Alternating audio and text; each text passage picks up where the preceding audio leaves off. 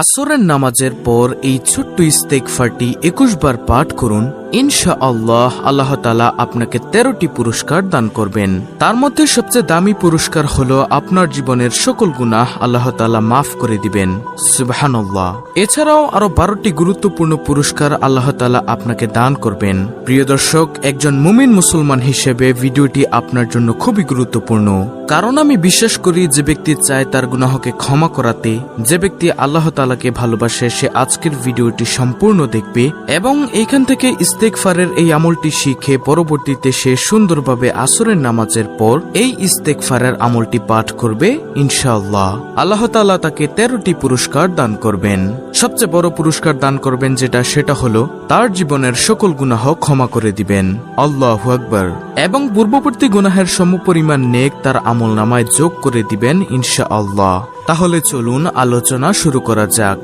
প্রিয় দর্শক, এই জীবনেতে গুনাহের কাজ আমরা কম করলাম না। এই গুনাহ করার সত্ত্বেও একটি দিনও আমরা 2 ফোঁটা চোখের পানি ফেলে আল্লাহর দরবারে কোনোদিন বলিনি যে, হে মাবুদ, তুমি আমাদের জীবনের সকল গুনাহ ক্ষমা করে দাও। অথচ একটি পাথর কোনো গুনাহ না থাকা সত্ত্বেও সে কাঁদতে কাঁদতে একেবারে চোখের পানি দিয়ে নহর বানিয়ে ফেলেছিল। হযরত মুসা আলাইহিস সালাম একদিন এক ময়দান দিয়ে যাচ্ছেন। পথিমধ্যে যাওয়ার সময় তিনি দেখলেন একটি পাথরের মধ্য থেকে কান্নার আওয়াজ আসছে। তখন তিনি ওই পাথরকে জিজ্ঞাসা করলেন, হে পাথর, তুমি কেন কাঁদো? অনেকে প্রশ্ন করবে, পাথর আবার কিভাবে কথা বলে? প্রিয় দর্শক, আল্লাহ তাআলা যদি চায় সকল কিছুই সম্ভব। আল্লাহ তাআলা যদি না চায় কোনো কিছুই সম্ভব না। তখন পাথর বলল, হে নবী মুসা, আমি শুনলাম আল্লাহ তাআলা মানুষ আর পাথর দিয়ে জাহান্নামের আগুনকে প্রজ্বলিত করবেন। আপনি তো আল্লাহ তাআলার সাথে কথা বলেন, আপনি একটু আল্লাহ তাআলার কাছে বলে দিয়েন আল্লাহ তাআলা যেন আমাকে মাফ করে দেয়। তখন মুসা আলাইহিস সালাম আল্লাহ তাআলার দরবারে চলে গেলেন। তিনি সকল কথা বললেন, কিন্তু এই কথাটা, পাথরেরই কথাটা বলতে ভুলে গেলেন। তখন তিনি ফিরে আসার সময় আল্লাহ তাআলা তো সকল কিছুই জানেন। আল্লাহ তাআলা ডাক দিয়ে বলেন, হে মুসা, তোমাকে না একটি পাথর বলেছিল আমার কাছে কিছু বলতে? তখন তিনি বললেন, অর্থাৎ নবী মুসা বললেন, হে মালিক, আমি ভুলে গিয়েছিলাম। একটি পাথর আমাকে বলেছিল আপনি যেন তাকে জ্বালানোর পূর্বে তাকে মাফ করে দেন। তখন নবী মুসা আলাইহিস সালাম বলেন, হে মালিক, আপনি তাকে মাফ করে দেন। তখন আল্লাহ তাআলা বলেন, হে নবী মুসা, তুমি তাকে গিয়ে বলে দিও আমি তার কান্নার বদৌলতে আমি তাকে মাফ করে দিয়েছি। তখন নবী মুসা আলাইহিস সালাম এই কথা শুনে তিনি আবার সেই ময়দান দিয়ে যাচ্ছেন, সেই মাটি দিয়ে যাচ্ছেন। তখন সেই পাথর নবী মুসা আলাইহিস সালামকে জিজ্ঞাসা করলো, আপনি কি আল্লাহ তাআলার কাছে কিছু বলেছিলেন? আল্লাহ কি আমাকে মাফ করেছে? তখন মুসা আলাইহিস সালাম বললেন, হে পাথর, তোমাকে আল্লাহ তাআলা মাফ করে দিয়েছে। তোমার কান্না আল্লাহ তাআলা অনেক পছন্দ করেছেন। তখন মুসা আলাইহিস সালাম এই কথাটুকু বলে তিনি আবার চলে গেলেন। কিছুদিন পর আবার নবী মুসা আলাইহিস সালাম তুর পাহাড়ে আল্লাহ তাআলার সাথে কথা বলতে যাচ্ছিলেন। এমত অবস্থায় দেখেন পাথর এবার কাঁদতে কাঁদতে পুরো নহর তৈরি করে ফেলেছে। তখন মুসা আলাইহিস সালাম বললেন, হে পাথর, তোমাকে তো আল্লাহ তাআলা মাফ করে দিয়েছে, তারপরও তুমি কেন কাঁদো? তখন সেই পাথর উত্তর দিল, এটা সারা দুনিয়ার মানুষের জন্য, মুসলমানের জন্য একটি এলাম স্বরূপ। তখন এই পাথর বলল, যে কান্নাকে আল্লাহ তাআলা এত পছন্দ করেন, যে কান্নার কারণে আল্লাহ তাআলা আমাকে মাফ করে দিয়েছেন, আমি বুঝতে পেরেছি আল্লাহ তাআলা কান্নাকে অনেক পছন্দ করেন, তাই আমি আরো বেশি বেশি কান্নার পরিমাণ বাড়িয়ে দিয়েছি। সুবহানাল্লাহ, আল্লাহু আকবার। হ্যাঁ প্রিয় দর্শক, কান্নার এতটাই দাম। প্রিয় নবী সাল্লাল্লাহু আলাইহি ওয়াসাল্লাম বলেন, আমার কোন উম্মতের গাল বেয়ে যদি 1 ফোঁটা চোখের পানি ফেলতে পারে, সেই পানি জমিনে পড়ার আগেই তার সকল মনের আশা পূর্ণ করে দেওয়া হয় এবং সকল গুনাহ মাফ করে দেওয়া হয়। আল্লাহ তাআলা এতটাই ভালোবাসেন। হাসরের ময়দানে যখন জাহান্নাম দৌড়িয়ে আসবে সমস্ত গুনাহগারকে ধ্বংস করার জন্য, তখন আল্লাহ তাআলা ফেরেশতাদেরকে বলবেন, হে ফেরেশতারা, আগে আমি বিচার কার্য শেষ করে নিই, তোমরা একটু পানি ছিটিয়ে দাও। জাহান্নামের গায়ে তখন পানি ছিটিয়ে দেওয়া হবে এবং জাহান্নাম দ্রুত পিছনে চলে যাবে। আর সেই পানিটি হলো বান্দাবান্দি যে দুনিয়াতে আল্লাহ তাআলার দরবারে কেঁদেছে, সেই 1 ফোঁটা চোখের পানি। হ্যাঁ প্রিয় দর্শক, চোখের পানির এতটাই দাম। আমাদের প্রিয় নবী সাল্লাল্লাহু আলাইহি ওয়াসাল্লামের কোনো গুনাহ নেই, তারপরেও তিনি দৈনিক 70 বারেরও অধিক তওবা ইস্তেগফার করতেন। অথচ আমাদের কোনো গুনাহের শেষ নেই।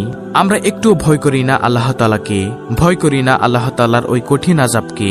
প্রতিনিয়ত আমরা গুনাহ করেই যাচ্ছি। তাই আজকের ভিডিওতে আমরা যে আমলটি করার কথা বলবো, উক্ত আমলটি আমরা সুন্দরভাবে শিখে আল্লাহর দরবারে উক্ত আমলটি আমরা করব।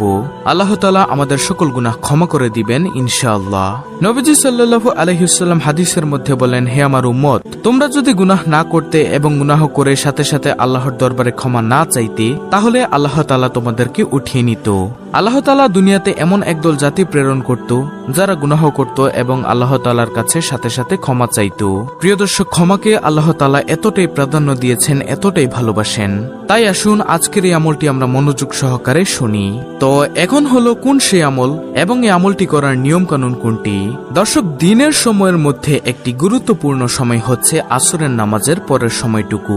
এই সময়ে আল্লাহ তাআলার দরবারে কোনো বান্দা বান্দি যদি কিছু চায়, আল্লাহ তাআলা সাথে সাথে তার আশা পূর্ণ করে দেন। সুবহানাল্লাহ। তো আজকের ভিডিওতে যে আমলটি করার কথা বলবো, আমলটি করার জন্য আপনাকে সর্বপ্রথম পবিত্রতা অর্জন করতে হবে। আর পবিত্রতা হলো ঈমানের অঙ্গ। নবী সাল্লাল্লাহু আলাইহি ওয়াসাল্লামের হাদিস, যে ব্যক্তি অপবিত্র থাকে তার কোনো ঈমান নেই, কারণ পবিত্রতা হচ্ছে ঈমানের অঙ্গ। তারপরে আপনি আসরের নামাজটুকু সুন্দরভাবে আদায় করবেন। তারপর আসরের নামাজ আদায় করার পর সুন্দরভাবে ধ্যানে বসবেন। তারপরে নবী সাল্লাল্লাহু আলাইহি ওয়াসাল্লামের উপর দুরূদ পাঠ করবেন। কমপক্ষে 7 বার দুরূদ পাঠ করবেন। সবচেয়ে ছোট দুরূদ হলো সাল্লাল্লাহু আলাইহি ওয়াসাল্লাম। যেই দুরূদ আপনি পারেন প্রিয় দর্শক, আপনি সেই দুরূদ 7 বার পাঠ করবেন। তারপরে আপনি একটি ইস্তেগফার পাঠ করবেন, আর সেই ইস্তেগফারটি হলো আস্তাগফিরুল্লাহ। খুবই ছোট ইস্তেগফার। সবচেয়ে ছোট ইস্তেগফারটি আপনি 21 বার পাঠ করবেন তওবা করার জন্য। তারপরে আবার নবী সাল্লাল্লাহু আলাইহি ওয়াসাল্লামের উপর দুরূদ পাঠ করবেন 7 বার। এগুলো পাঠ করার পরে এইবার আল্লাহ তাআলার দরবারে মোনাজাত করিয়া সকল গুনাহের জন্য ক্ষমা চাইবেন। চোখের পানি ছেড়ে দিয়ে আল্লাহ তাআলার কাছে কান্নাকাটি করে ক্ষমা চাইবেন আপনার গুনাহের জন্য। আল্লাহ যেন আপনার গুনাহ মাফ করে দেয় এবং সকল মনের আশা যেন পূর্ণ করে দেয়। আল্লাহ তাআলা এই ইস্তেগফারের বরকতে সকল গুনাহ ক্ষমা করে দিবেন ইনশাআল্লাহ। এছাড়াও আপনাকে 13টি উত্তম পুরস্কার দান করবেন। তার মধ্যে সবচেয়ে বড় পুরস্কার যেটা, সেটা আমি ভিডিও শুরুতেই বলে দিয়েছি, আপনার সকল গুনাহ ক্ষমা করে দিবেন। এছাড়াও অন্য পুরস্কারগুলো হলো আপনার দিলের মধ্যে আল্লাহ তাআলার রহমত দান করবেন, গায়বী খাজানা থেকে রিজিকের ব্যবস্থা করে দিবেন, আপনার রিজিকের দায়িত্ব আল্লাহ তাআলাই নিয়ে নেবেন। আমলের মধ্যে আপনার মন বসিয়ে দিবেন, শয়তানের কুমন্ত্রণা থেকে আল্লাহ তাআলা আপনাকে বাঁচিয়ে দিবেন এবং উত্তম নেক সন্তান দান করবেন। ফসল আদি সকল কিছুর মধ্যে বরকত দান করবেন, রিজিকের মধ্যে বরকত দান করবেন, অন্তরের মধ্যে নূর দান করবেন এবং কলবের মধ্যে নূর দান করবেন। তখন আপনি দেখবেন যত আমল করবেন তত আমলই ভালো লাগে। ওই যে সকল গুনাহ ক্ষমা হয়ে গেছে এবং শয়তান আপনার অন্তর থেকে চলে গেছে, আর তাই আল্লাহ তাআলা আপনাকে এই ফজিলত দান করেছেন। আর সবচেয়ে উত্তম পুরস্কার যেটা, সেটা হলো আপনার জীবনের সকল গুনাহ আল্লাহ তাআলা ক্ষমা করে দিবেন এবং পূর্ববর্তী গুনাহের সমপরিমাণ নেক আপনার আমলনামায় যোগ করে দিবেন। হ্যাঁ প্রিয় দর্শক, ইস্তেগফারের কারণে এগুলো সম্ভব, কারণ আপনি আল্লাহ তাআলার কাছে কান্নাকাটি করে ক্ষমা চেয়েছেন ইস্তেগফারের মাধ্যমে। তাই আসুন আমরা উক্ত আমলটি করে আল্লাহ তাআলার দরবার থেকে সকল গুনাহ ক্ষমা করিয়ে নেই। আল্লাহ তাআলা আমাদের সকল জানা অজানা, ইচ্ছাকৃত অনিচ্ছাকৃত সকল গুনাহ মাফ করে দিবেন ইনশাআল্লাহ। তো প্রিয় দর্শক, এই ছিল আমাদের আজকের ভিডিও, অত্যন্ত গুরুত্বপূর্ণ একটি ভিডিও। ভিডিওটি ভালো লাগলে অবশ্যই চ্যানেলটিকে সাবস্ক্রাইব করে পাশে থাকা বেল বাটন অল বাজিয়ে দিবেন। ভিডিওটিতে একটি লাইক দিবেন এবং কমেন্টে আমিন লিখবেন এবং অন্য মুসলিম ভাই বোনদের কাছে ভিডিওটি শেয়ার করে দিবেন, যেন তারাও দেখে শিখে এই ইস্তেগফারের আমলটি করতে পারে। আল্লাহ রাব্বুল আলামিন আমাদের সকলকে ইস্তেগফারের আমল করে গুনাহ মাফ করিয়ে নেওয়ার তৌফিক দান করুন। আমিন।